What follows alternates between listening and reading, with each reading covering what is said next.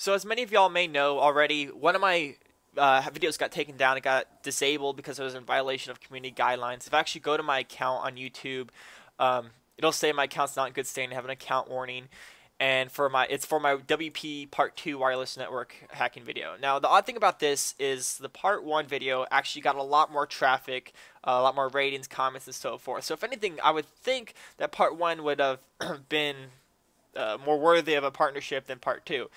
But anyways, I initially got Part 2, the Part 2 invite. It said that my revenue sharing, I have an opportunity for revenue sharing for my Part 2 because it's a popular video.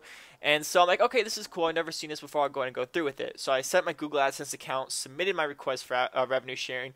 And after a couple weeks of waiting, they ended up returning it back, saying it was disabled because I had content I didn't specifically own. And they were referring to like VMware, Backtrack, I guess. I mean, all this software is technically free, but just because I don't fully own rights to it, I guess it's in violation of their community guidelines.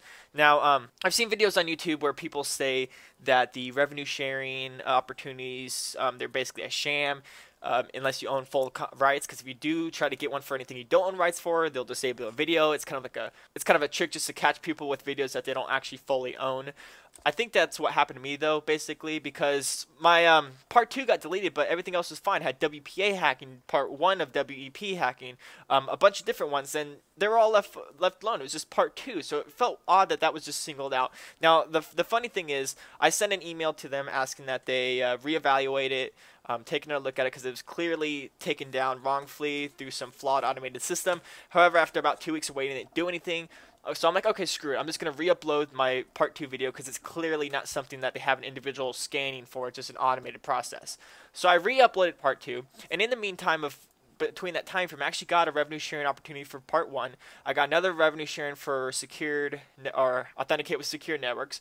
And then this morning, after I've already uploaded my Part 2, I got one for my WPA Part 2 one, and the same video that they took down. I got another invite to do revenue sharing on my Part 2, the same video they offered it to me before, and the same video they disabled. So what's funny about this is they state that this video is in violation of community guidelines, and they turned down my request again, yet they're offering me revenue sharing for this. If they clearly knew it was against guidelines, then why the hell are they sending me revenue sharing opportunities for this? So, I mean, it's definitely an automated system, and understandably so, because they have so much traffic. It's just their automated process is a little flawed at this point. It's kind of ridiculous how things go. And also, once you read in depth to the terms of services, their help documents and everything, it's fairly evident that there's really not much you can do due to their automated system, and that's probably the biggest problem I have with it.